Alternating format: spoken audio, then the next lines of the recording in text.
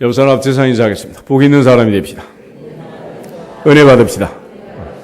다 잘 될 것입니다. 네, 아멘. 오늘은 베드로전서 3장 말씀을 읽었습니다. 본문은 사도 베드로가 이제 인생의 말년에 쓴 편지인데, 베드로는 특별히 오늘 본문에서 아내들아 자기 남편에게 순종해라.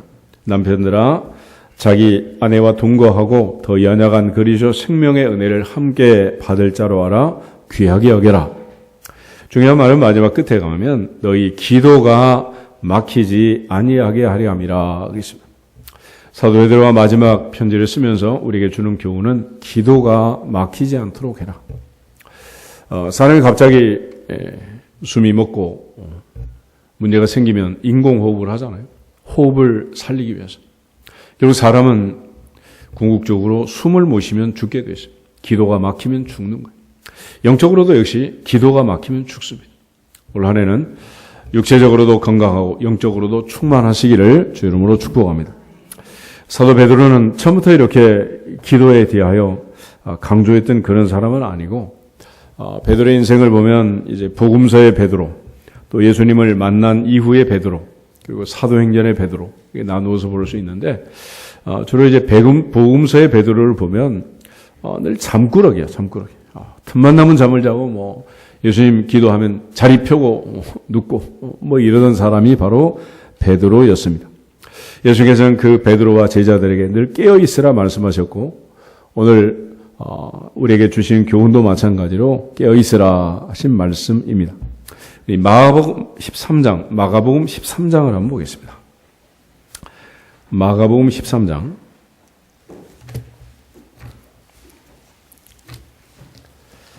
33절, 34절, 35절, 36절, 7절, 5절만 같이 읽겠습니다. 마가복음 13장 33절부터 주의하라, 깨어있으라, 그때가 언제인지 알지 못함이라. 가령 사람이 집을 떠나 타국으로 갈 때에 그 종들에게 권한을 주어 각각 사물을 맡기며 문지기에게 깨어있으라 명함과 같으니, 그러므로 깨어있으라. 집 주인이 언제 올는지, 혹 저물 때 일는지, 밤중 일는지, 닭 울 때 일는지, 새벽 일는지 너희가 알지 못함이라. 그가 후련히 와서 너희가 자는 것을 보지 않도록 하라. 깨어있으라. 내가 너희에게 하는 이 말은 모든 사람에게 하는 말이니라 하시니라. 아멘. 2000년 전 예수님 베드로와 12제자에게 깨어있으라 말했지만, 이 말씀은 우리 모두에게 한 것이냐. 올 한 해도 영적으로 깨어있는 해가 되기를 주 이름으로 축복합니다.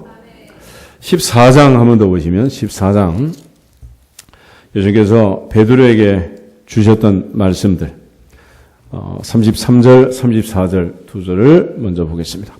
베드로와 야고보와 요한을 데리고 가실새 심히 놀라시며 슬퍼하사 말씀하시되, 내 마음이 심히 고민하여 죽게 되었으니 너희는 여기 머물러 깨어있으라 하시고, 아멘. 깨어있으라 말씀하셨습니다.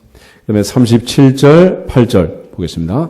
돌아오사 제자들이 자는 것을 보시고 베드로에게 말씀하시되, 시몬아 자느냐? 내가 한 시간도 깨어있을 수 없더냐? 시험에 들지 않게 깨어있어 기도하라.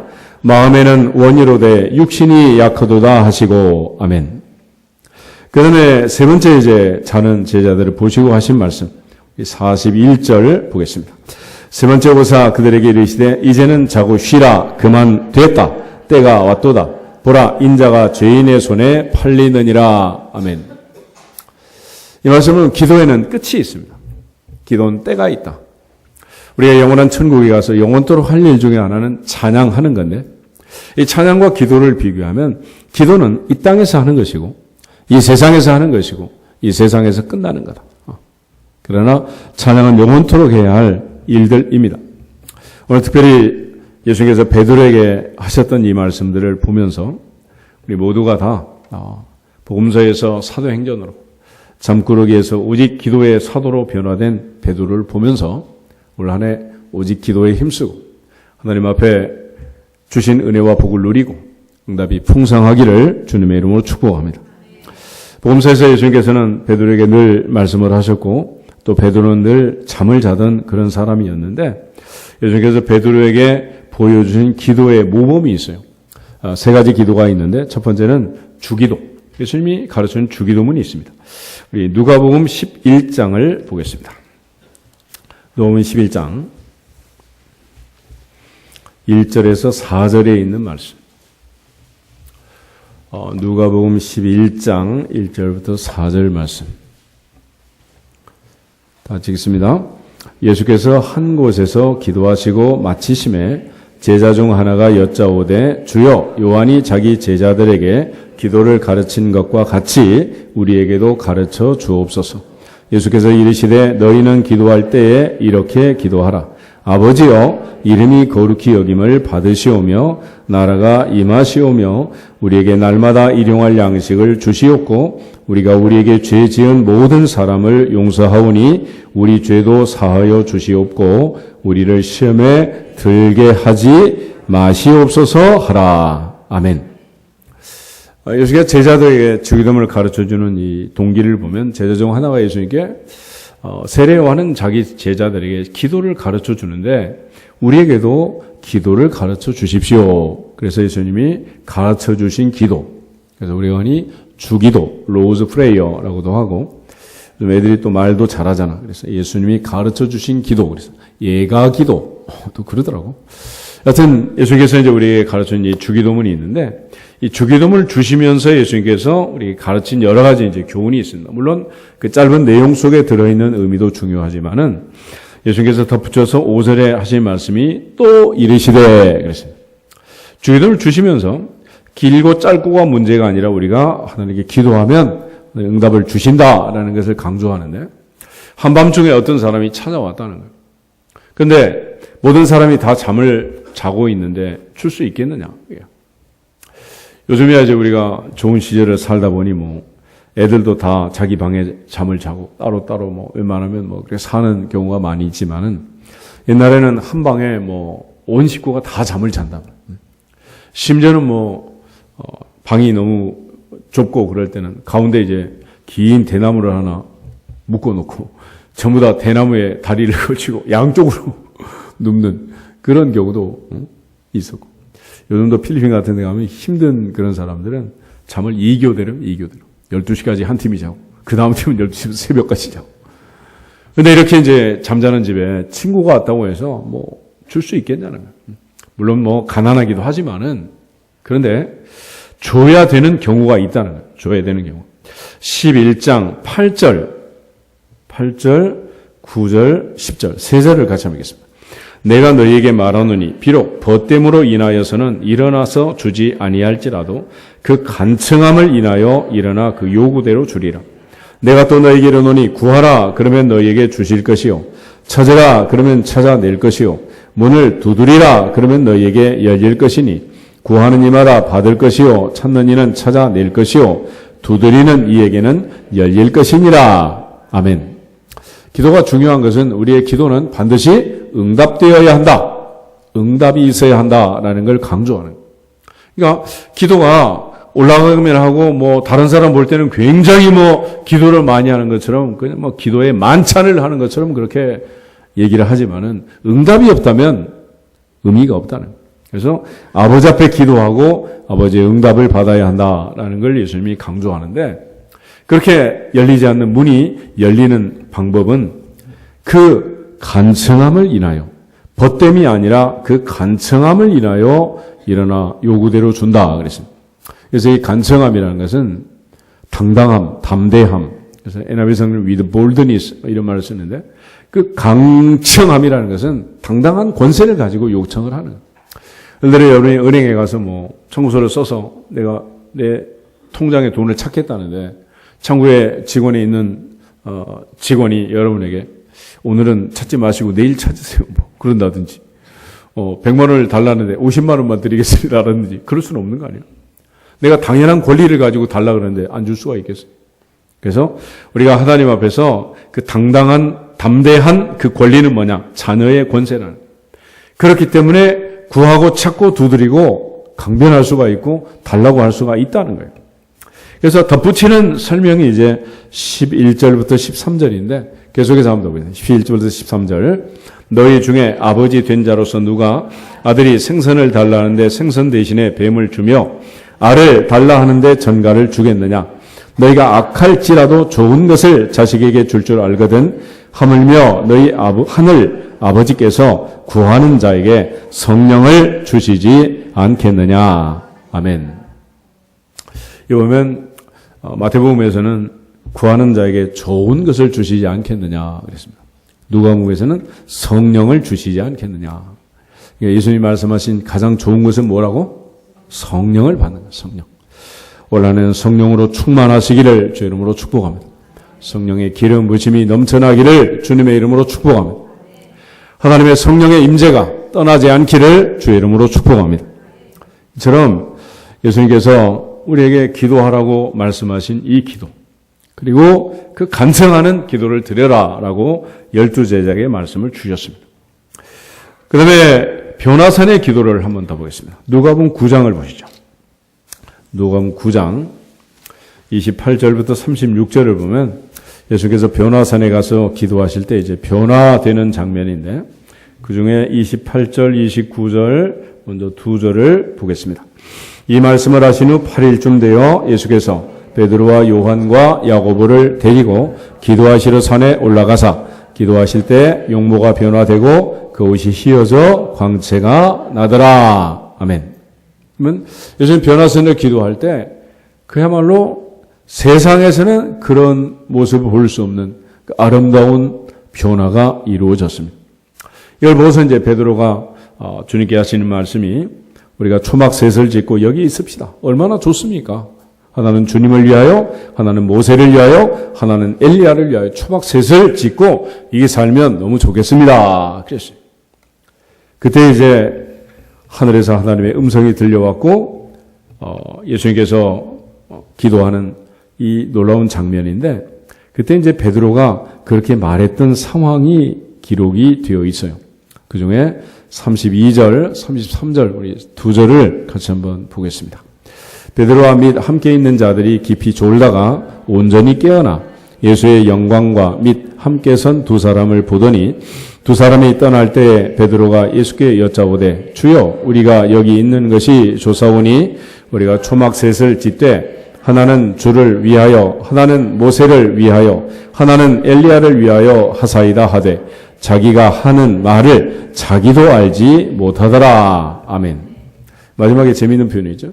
자기가 하는 말을 자기도 몰랐다. 알지 못했다. 왜냐하면 자다가 깨가지고 비몽사몽할 거 아니에요. 지금 헛소리하고 있는 거예요. 그 정도로 베드로는 늘 예수님 기도하면 잠자는 사람이었고 요즘 산에 갈 때는 늘 예수님 기도하러 가시는데 베드로는 이제 침낭 가지고 와서 자리 펴고 자는 거예요. 그럼에도 불구하고 예수님께서는 늘 이 베드로, 요한, 야고보 세 제자를 데리고 다니셨고 또 기도의 본을 보여주셨습니다. 세 번째는 예수님 겟세마네 동산에서 기도하는 장면, 이 마태복음 26장을 보면 좋겠습니다. 마태복음 26장, 물론 이 겟세마네 기도는 마태복음 26장뿐만이 아니고 또 마가복음, 누가복음에도 다 기록이 되어 있습니다. 그래서 마가복음 14장 32절에 42절, 누가복음 22장 39절에 46절 다 기록되어 있는데 예수님께서 특별히 겟세마네 가서 마지막 기도할 때 제자들을 데리고 가서 하신 말씀, 그중에 37절, 8절 두 절을 보겠습니다. 베드로와 세베대의 두 아들을 데리고 가실새 고민하고 슬퍼하사 이에 말씀하시되 내 마음이 매우 고민하여 죽게 되었으니 너희는 여기 머물러 나와 함께 깨어있으라 하시고 아멘. 특별히 베드로에게 예수님 말씀하시기를 깨어있으라 1시간만 기도하자라고 말했습니다. 그래서 베드로는 깨어있지 못하고 그날도 마지막 밤에도 잠을 잤단 말이에요. 겟세마네 동산의 기도가 끝나고 예수님 체포되고 이제 신문당하고 십자가로 넘어가는 마지막 밤이었는데 마지막 만찬을 들고 배가 불러서 그랬는지 베드로는 또 그날 밤도 잠을 잔 거예요. 그 제자들 보고 예수님 하신 말씀 40절, 41절 다시 보겠습니다. 제자들이 오사 그 자는 것을 보시고 베드로에게 말씀하시되 너희가 나와 함께 1시간도 이렇게 깨어 있을 수 없더냐. 시험에 들지 않게 깨어있어 기도하라. 마음에는 원이로되 육신이 약하도다 하시고. 아멘. 마음은 원이지만 육신이 약하니까 괜찮다. 그게 아니고 기도라는 것은 연약한 육신을 일으켜 깨워야 한다. 할렐루야. 내 몸이 육신이 하자는 대로만 하면 기도할 수가 없는 거예요. 그래서 이 연약한 육신을 복종시키고 주님께서 명령하신 대로 올 한 해는 깨어 기도하는 해가 되기를 주님의 이름으로 축복합니다. 결국 베드로는 잠을 잤고 시몬아 자느나 내가 한 시간도 깨어있을 수 없다냐. 많은 원이로되 육신이 약하다. 주님 말씀하시면서 안타까워하셨던 것을 보게 됩니다. 이것이 바로 복음서에 나타난 베드로예요. 근데 이 베드로가 점진적으로 이제 성장하는 과정에서 예수님과 특별한 만남이 있습니다. 첫 번째 만남과 그다음에 십자가 앞에서 부활하신 다음에 3번 정도 이제 변화의 만남이 있는데 그 중에 누가복음 5장을 먼저 보겠습니다. 5장을 보면 베드로와 예수님이 갈릴리 바다에서 첫 번째 만나는 장면이 그날 베드로는 밤이 맞도록 수고하여 얻은 것이 없고 그물을 싣고 있는데 예수님께서 배 좀 띄워라. 그래서 배를 띄웠고 예수님께서 그날 베드로의 배를 강대성 삼아서 바닷가에 많은 군중을 앉아놓고 말씀을 전하셨습니다. 베드로는 여하튼 바로 옆에서 예수님 말씀을 들었고 말씀이 끝나고 예수님께서 베드로에게 명령을 하셨는데 그중에 4절, 5절, 2절을 보겠습니다. 말씀을 마치시고 시몬에게 이르시되 깊은 데로 가서 그물을 내려 고기를 잡으라. 시몬이 대답하여 이르되 선생님 우리들이 밤이 새도록 수고하였으되 잡은 것이 없지만은 말씀에 의지하여 내가 그물을 내리리이다 하고. 아멘. 베드로가 예수님 말씀의 권위에 그 카리스마에 눌려서 그물을 내리겠습니다. 말씀에 의지하여 그물을 내리겠습니다. 그런데 그 다음 장면이 놀랍게 6절에 보면 그렇게 하니 고기를 잡은 것이 심히 많아 그물이 찢어지는지라. 그물이 찢어지도록 많은 고기가 잡혔습니다. 그러니까 베드로가 놀라서 주님 앞에 자기 모습을 보면서 고백하는 내용이 8절에 보면 주여 나를 떠나소서 나는 죄인으로소이다. 나는 죄인입니다. 그럴 때 예수님께서 10절에 무서워 말라. 이제 후로는 내가 사람을 취하리라 말씀하고 그들이 배들을 육지에 대고 모든 것을 버려두고 예수님을 따라가게 되는 첫 번째 만남에서 주님이 어떤 분인가를 깨닫고 자기의 추하고 더러운 죄 많은 모습을 보고 회개함으로써 베드로는 새 출발을 하게 됩니다. 두 번째 이제 예수님과 베드로의 만남은 십자가 앞에서의 극적 만남인데 3년 동안은 예수님이 이렇게 이제 베드로를 늘 데리고 다니셨고 그 다음에 누가복음 22장 54절부터 62절을 보시면은 예수님께서 이제 겟세마네 동산에서 기도하시고 체포되셔서 이제 끌려가는데 그 중에 54절 한 절을 같이 보겠습니다. 누가복음 22장 54절. 예수를 잡아 끌고 대제사장의 집으로 들어갈새 베드로가 멀찍이 따라가니라. 아멘. 그래서 베드로가 예수님을 따라가는 마지막 모습을 보면 멀찍이 따라갔다. 멀찍이 따라갔다. 이것이 이제 베드로에게 있어서 이제 문제가 되는 장면이고 또 멀찍이라는 부사를 잘 기억하시면 좋겠습니다. 베드로는 항상 그동안 예수님 가까이 있었고 지척에 있었고 예수님은 늘 베드로를 또 요한과 야고보 세 제자를 편애하셔서 데리고 다니셨는데 베드로는 마지막 예수님이 붙들려 갈 때 갈 수도 없고 안 갈 수도 없고 멀찍이 따라갔어요. 멀찍이. 우리가 늘 가까이 가면 좋은데 가까이 하지 않고 늘 멀어지려고 애를 쓰는 거죠. 지금 이제 한겨울이 와서 날씨가 참 추운데 우리 추운 이유를 아시죠? 지구가 태양을 돌 때 타원형으로 도는 거예요. 지금은 지구가 태양으로부터 가까이 있다 멀리 있다? 그래서 추운 거예요. 멀리. 그러니까 영적으로 늘 주님 가까이 하시기를 주 이름으로 축복합니다. 주님으로도 멀어지면 구름기둥 불기둥의 반경에서 멀어지면 핵 우산으로부터 멀어지면 보호받을 수가 없는 거예요. 늘 주님의 은혜 안에 가까이 더 가까이 할 수 있기를 주 이름으로 축복합니다. 가까이 하는 자를 가까이 해 주신다라고 말했어요. 그러므로 우리가 늘 주님 앞에 가까이 나올 수 있기를 축원합니다. 그러나 멀찍이 따라가다가 베드로는 3번이나 주님을 부인하는 그 장면을 연출해내고 마지막 부분에 가서 이제 닭이 울고 통곡 하는 장면이 나와요. 우리 60절부터 62절을 같이 보겠습니다.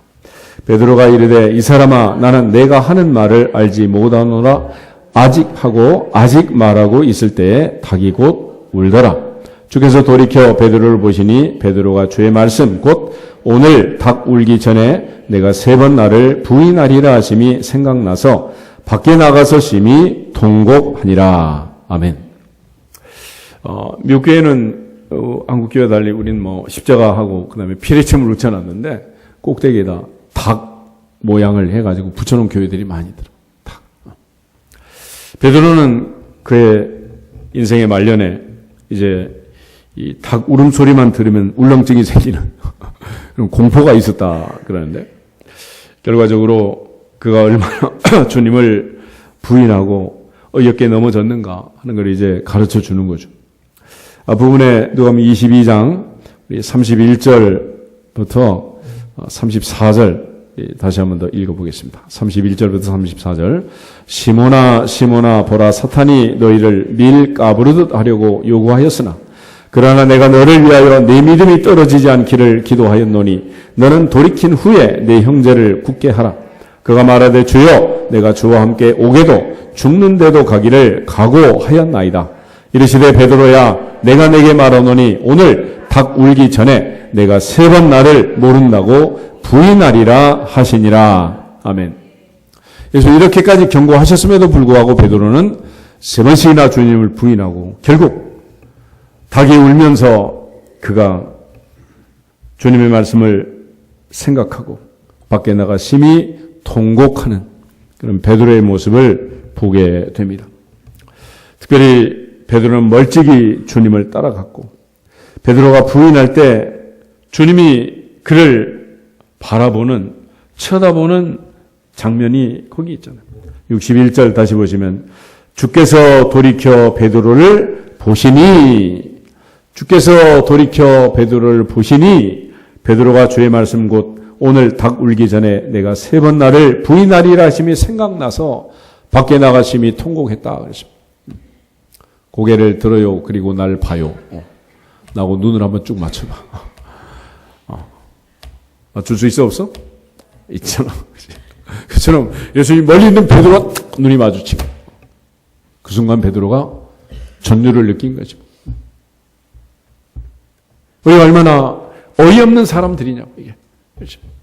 그러니까 하나님 앞에서 내가 아무리 큰 소리치고 장담을 해도 주께서 그렇게 할 수 있도록 해 주셔야 하느니라. 사라가 고백한 것처럼 여호와께서 나로 웃게 하시니 모든 사람이 나와 함께 웃으리로다. 할렐루야. 하나님이 하게 해 주셔야 되는 거지 못하게 하면 다 되게 되어 있는 것도 못하는 거예요. 사람이 자기의 길을 계획할지라도 그 걸음을 인도하시는 분은 여호와 하나님이심을 믿습니다. 올 한 해 우리의 결심과 장담으로 살지 말고 주님을 가까이 따라가면서 기도함으로 깨어있기를 주 이름으로 축원합니다. 시험에 들지 않게 깨어있어 기도함으로 하나님의 응답이 풍성하기를 주 이름으로 축복합니다. 결국 큰 소리치고 장담하고 안중근 의사처럼 손가락 자르고 혈서 써도 하나님 은혜 안 주시면 할 수 없는 거예요. 다 하게 해 주셔야 되는 거죠. 그러므로 우리 모두가 다 장로님 기도하신 것처럼 하나님이 세워주시고 하나님이 지켜주시는 복된 해가 되고 복된 가정들이 되기를 주 이름으로 축복합니다. 베드로에 있어서 마지막 만남은 요한복음 21장. 갈릴리 바다에서 부활하신 주님이 이 베드로를 찾아오셔서 말씀을 하세요. 특별히 그날 아침 베드로는 7 제자와 더불어 고기 잡으러 가자. 그래서 갈릴리로 컴백을 하게 되는데 부활하신 주님이 갈릴리로 찾아와서 제자들이 바닷가에서 고기잡이 하는 그 현장에 나타나셨습니다. 그리고 5절에 보면 애들아 너희에게 고기가 있느냐? 없나이다. 그러자 예수님이 이런 말씀을 하셨어요. 6절에 그물을 어디에다 던져라? 배 오른편에다 던져라. 그리하면 잡으리라. 그리고 던지고 잡아 올리는데 그물을 들 수 없을 만큼 많은 고기가. 거기 11절에 있는 말씀처럼 153마리, 153마리의 물고기가 잡혔습니다. 그물을 들 수 없는 많은 고기가 잡힌 거예요. 그때 영적으로 아주 민감했던 요한이 외칩니다. 7절을 보면 예수님이 사랑하는 그 제자, 사도 요한인데 요한이 베드로에게 말합니다. 주님이다! 그래서 베드로가 아직 거리가 있는데 바다로 뛰어내렸다. 그런데 8절은 50칸쯤 됐다 그랬죠. 이 50칸이 밑에 보면 200규빗. 1규빗이 45.6cm, 한 50cm 잡더라도 거의 한 100m 정도 떨어져 있는데 바다에서 100m면 멀어요, 안 멀어요? 먼 거리요. 근데 이 100m를 배를 타고 오는 게 아니라 바다에서 헤엄을 치고 뚜벅뚜벅 달려가지고 베드로가 나온 거예요. 그래서 베드로와 요한을 비교해 보면 요한은 아주 민감한 사람이에요. 예민한 사람인데 베드로는 상당히 좀 둔해. 그렇지만 우직하고 행동이 먼저인 사람. 이런 사람.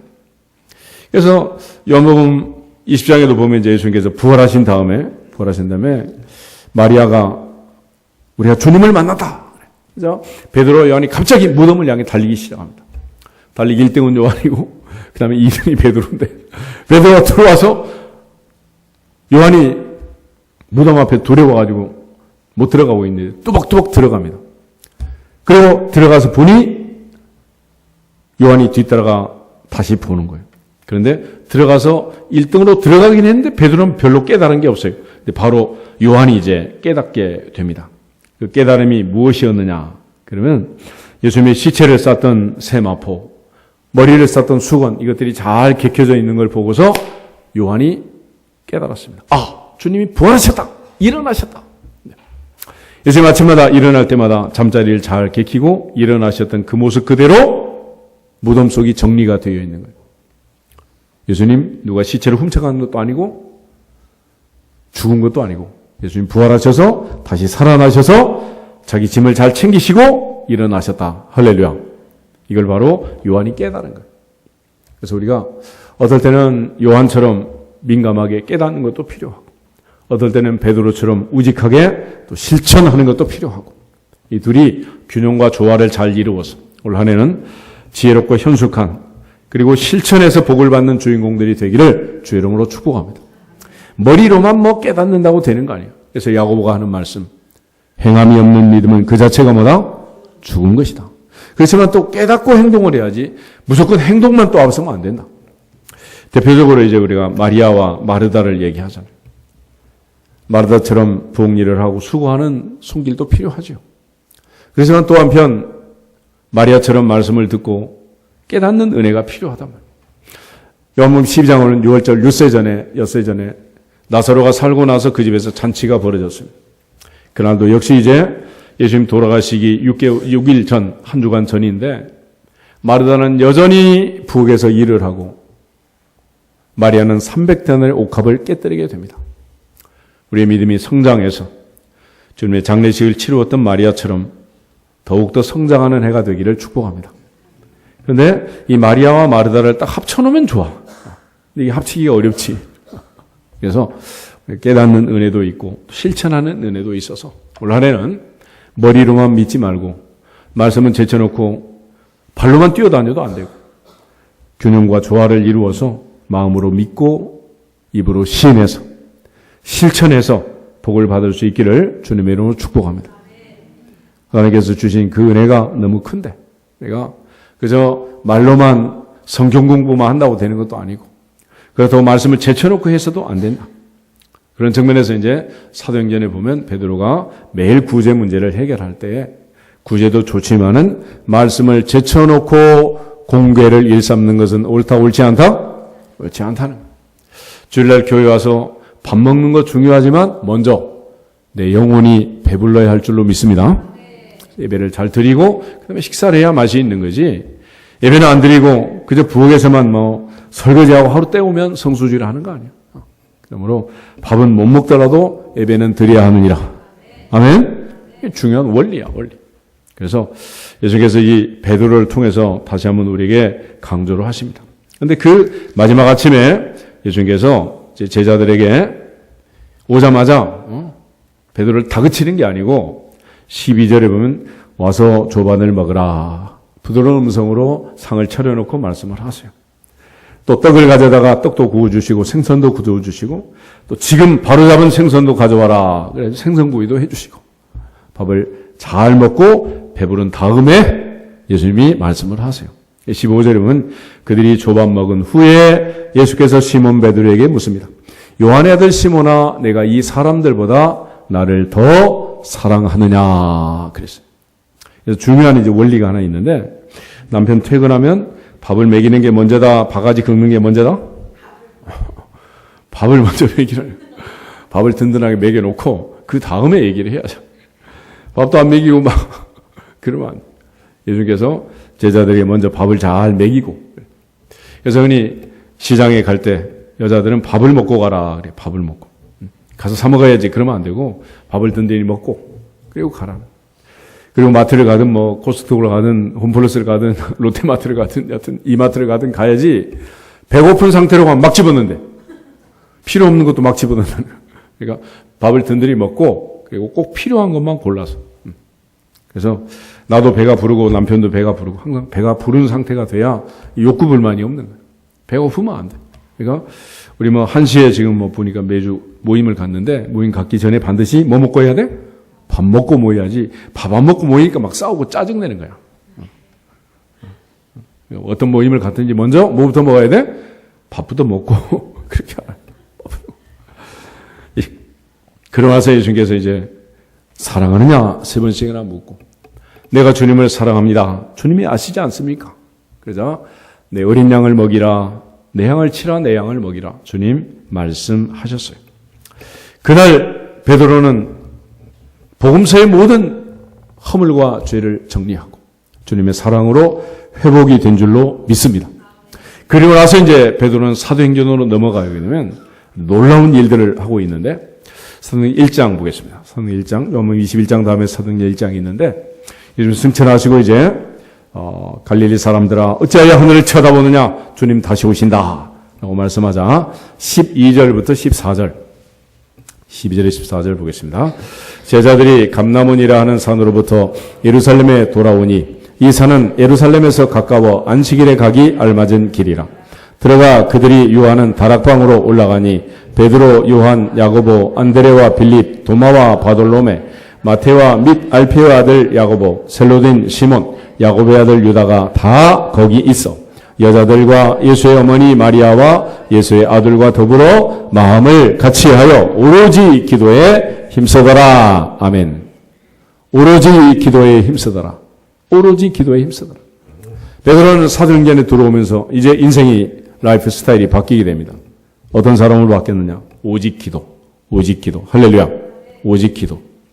예전에는 그 성인병 그런 말이 있죠. 성인병. 만성질환. 그래가지고 뭐 당뇨, 고혈압, 비만, 갑상선 뭐 이런 난치병들을 만성병들을 고치지 못하는 그런 병을 이제 성인병 그랬는데 요즘 이제 성인만 그런 병이 생기는 게 아니라 소아도 어린 아이도 고혈압, 비만, 당뇨 이런 게 막 생기잖아. 그래서 요즘 이런 병을 성인병 그렇게 하지 말하지 않고 생활습관병 그래. 생활습관병. 뭐 때문에 병이 생겼다고? 습관 때문에. 습관. 그러니까 이 습관을 고치면 만사가 해결이 돼요. 습관을 고치면. 그래서 불교에서는 흔히 어떤 교훈을 받았을 때 이게 왜 문제가 되냐면 습이 되지 않았다 그래. 습관이 되지 않았다는 거예요. 그러니까 우리가 얼마나 많은 예배를 드려. 그동안 드렸던 예배만 해도 30년인데 다 안 드려도 돼? 안 돼? 그래 여러분들은 학교 졸업 나고 이제 안 받아주잖아. 학교 그만하라. 학교만 왜 다니냐. 그만 다녀라. 그런데도 또 아버지 학교, 어머니 학교, 온갖 학교를 해가지고 학교를 보내. 근데 이제 나이 많아 늙어지면 좋은 게 뭐야? 학교 안 가지, 숙제도 없지. 날마다 방학이지 뭐. 얼마나 좋아. 그러니까 이동안에 이제 할 게 뭐냐? 3살 버릇이 80까지 가는데 그 습을 고치라는 습관을 고치면 오늘부터 그날부터 새 출발하느니라. 새 연애가 임하니라. 베드로의 인생은 어떻게 바뀌었느냐?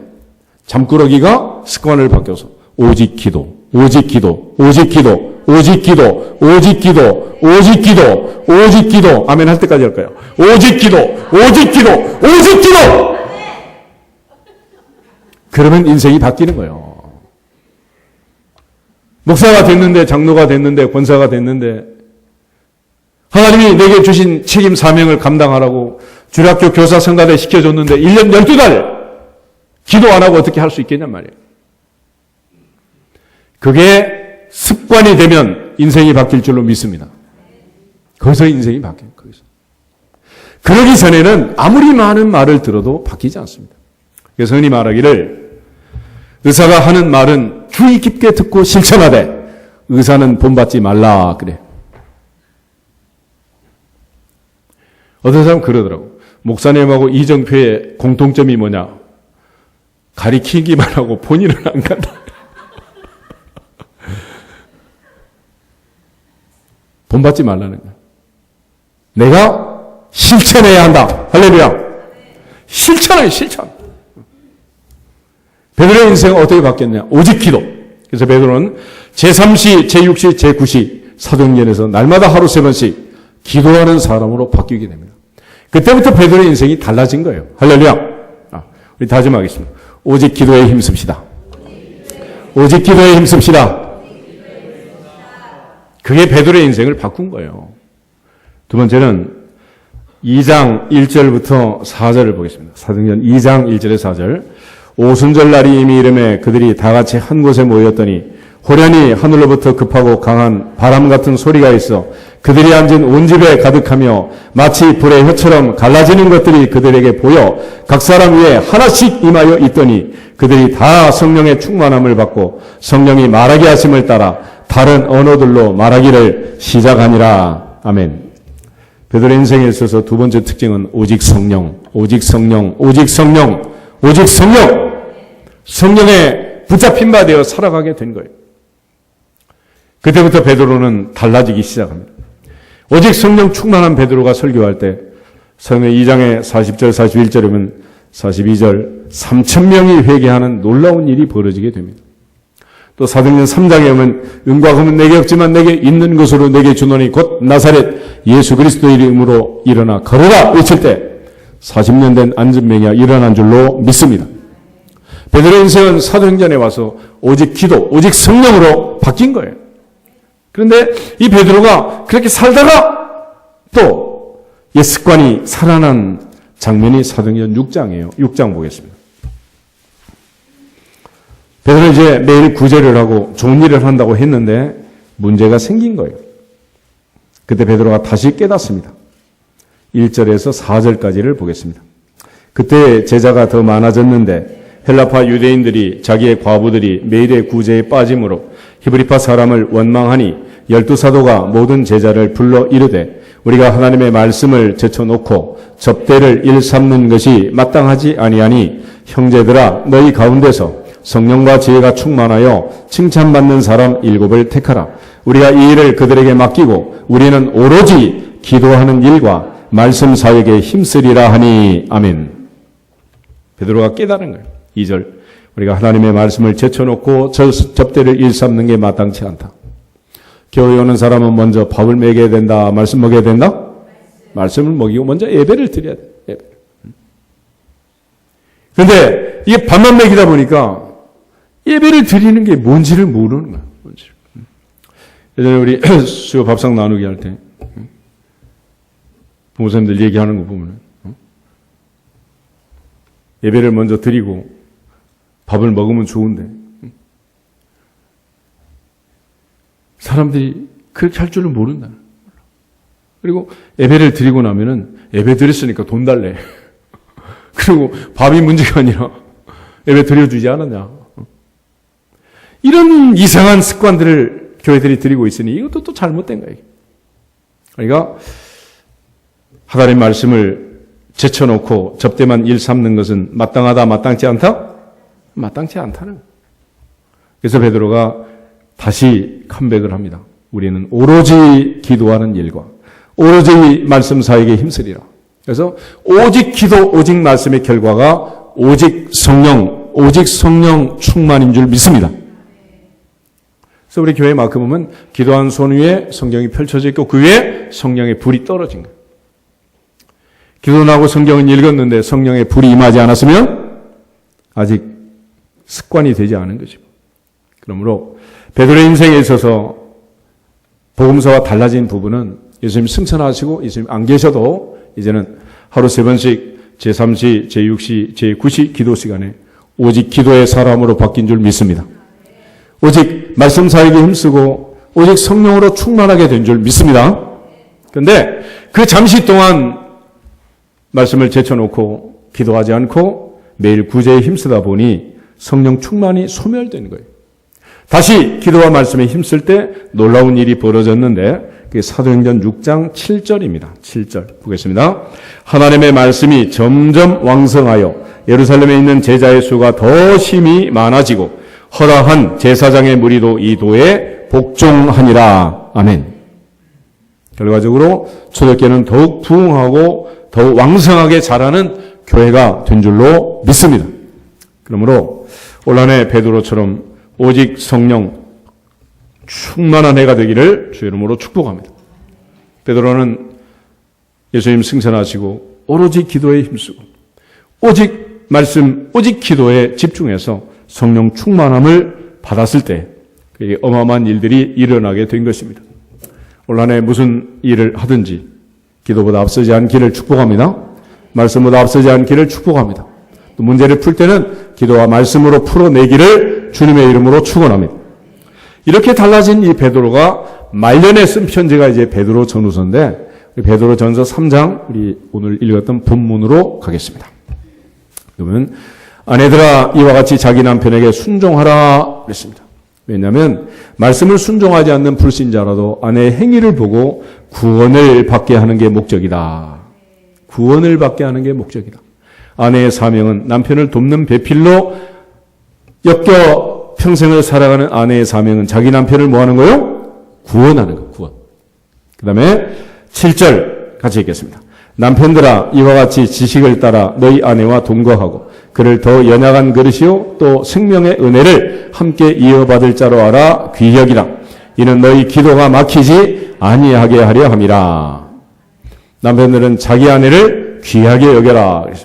저는 더 연약한 그릇이다. 그랬습니다. 그러면 아내는 더 연약한 그릇이면 남편은 뭐 스테인레스냐? 남편은 연약한 그릇이고 아내는 더 연약한 그릇이다. 부딪히면 어떻게 되는 거요? 깨진다. 칼로 물베기가 아니고 부딪히면 깨진다. 그래서 크리스탈이든지 귀한 그릇들은 비싼 것인 전부 다 어떻게 해야 돼? 조심조심 귀하게 다뤄요. 귀하게. 뭐 알루미늄 바켓스 플라스틱 들통 막 던져도 괜찮아 이거는. 그런데 비싼 그릇일수록 함부로 다루면 된다 안 된다? 안 된다.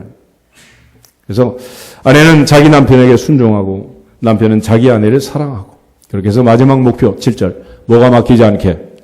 기도가 막히지 않아야 한다. 올 한 해는 기도가 막히지 않기를 축복합니다. 육체는 숨공이 막히면 죽습니다. 사람이 응급한 상황을 만나면 인공호흡을 시키는 인공호흡. 숨을 쉬어, 숨을. 기도가 열리도록 몸을 똑바로 눕혀놓고 숨구멍을 열어주라는. 육체도 기도가 막히면 안 되지만은 영적으로 특별히 하나님을 향한 기도가 막히지 않기를 주의 이름으로 축복합니다. 그래야 사는 거예요. 그래서 베드로는 남편은 아내를 사랑하고 아내는 남편에게 순종해야 될 이유. 그는 구원을 받고 하나님의 은혜를 누리고 마지막 이 모든 복을 누리는 데 있어서 가장 중요한 동력이 되는 기도가 막히지 않아야 한다. 할렐루야. 기도가 막히면 죽는 거예요. 그래서 올 한 해는 기도가 막히지 않기를 주님의 이름으로 축복합니다. 한 사람 한 사람, 한 가정 하나님께 기도하고 하나님 은혜로 올 한 해도 성령 충만함으로 살아갈 수 있기를 주 이름으로 축원합니다. 베드로가 왜 이렇게 기도에 대해서 강조하겠습니까? 베드로는 이제 다른 제자와 달리 아내를 데리고 다닌 유일한 제자였고 예수님께서 이제 마태복음 8장에는 베드로의 장모의 열병을 고쳐주신 그런 기록도 있습니다. 그런데 이 베드로가 살아보니 내 기도를 막는 사탄이 나를 흔드는 가장 중요한 원인 중에 하나가 멀리 있는 게 아니라 바로 옆자리에 있다는 거예요. 옆자리. 그래서 밤이면 밤마다, 낮이면 낮마다 옆에 있는 자기 남편, 자기 아내. 기도가 막히면 안 된다. 할렐루야. 어떤 사람은 또 뭐, 순종할 만해야 순종을 하지요.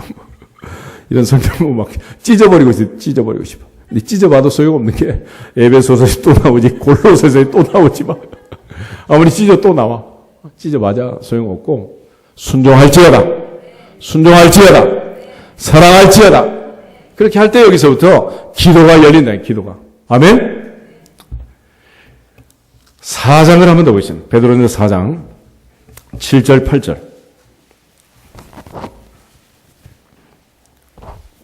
사도 베드로가 이제 마지막에 주는 말씀들인데 7절 8절 두 절 보겠습니다. 만물의 마지막이 가까이 왔으니 그러므로 너희는 정신을 차리고 근신하여 기도하라. 무엇보다도 뜨겁게 서로 사랑할지니 사랑은 허다한 죄를 덮느니라. 아멘. 여러분, 마지막에 만물의 마지막이 가까운 그 상황, 인생의 말년에 자기의 마지막을 직감하면서 얘기를 합니다. 무엇보다도 뜨겁게 서로 사랑할지니 사랑은 허다한 죄를 덮느니라. 예수님 마지막 만찬석에서도 내가 새 계명을 너희에게 주노니 너희가 서로 사랑하라. 너희가 서로 사랑하는 이로써 모든 사람이 너희가 내 제자인 줄 알리라 그랬습니다. 그래서 베드로는 여기서 뜨겁게 사랑해라, 덮어라 라고 얘기하지만 그보다 먼저 한 말이 있어요. 만물의 마지막이 가까이 왔다. 그러므로 너희는 정신을 차리고 근신하여 기도하라. 기도 시간에 잠자면 된다 안 된다? 베드로는 경험적으로, 체험적으로 너무 잘 알고 있는 거예요. 그래서 뜨겁게 사랑하는 그것보다 더 먼저 정신을 차리고 근신해서 기도해라. 그래서 베드로가 주는 교훈의 순서를 보면 7절이 먼저고 8절이 다음이에요. 기도가 먼저고 사랑이 다음이라는 거예요. 가장 중요한 그 사랑보다 더 먼저 할 일이 뭐다? 기도하는 일이다. 할렐루야. 인사하겠습니다. 기도가 먼저입니다. 기도가 먼저입니다. 기도가 먼저예요. 그래서 우리가 하루를 시작하면서 제일 먼저 할 일이 뭐 하는 거예요? 기도하는 거예요. 기도. 저 새벽 기도하고 하루를 시작하는 것입니다. 하나님 앞에서 기도보다 앞서지 않기를 주 이름으로 축복합니다. 그래야 기도가 막히지 않아야 돼요. 기도가. 베드로의 인생에 있어서 늙은 베드로가 우리에게 부탁하는 것. 사람이 세상을 살면서, 이 땅에 살면서 하나님 앞에 가기 전까지, 마지막 순간까지 기도가 막히지 않아야 하느니라. 할렐루야. 그래서 이 기도에 대한 강조를 베드로는 그렇게 많이 하면서 마지막 이제 그 편지를 마치게 되는 것입니다. 예수님 살아 생전에 그렇게 잠꾸러기 베드로가 늙은 말년이 되자 예수님하고 똑같은 얘기를 하잖아요. 정신을 차리고 근신해서 기도해라. 그냥 기도하면 안 되는 거예요. 깨어있으라. 시험에 들지 않게 깨어있으라. 주님 말씀하셨던 그 말씀 마음에 새기고 베드로가 또 마지막에 우리에게 주신 이 말씀을 기억하면서 정신을 차리고 근신하여 기도하는 한 해가 되기를 주 이름으로 축복합니다. 여기서 나머지는 다시 한번 인사하고 기도하겠습니다. 기도가 먼저입니다.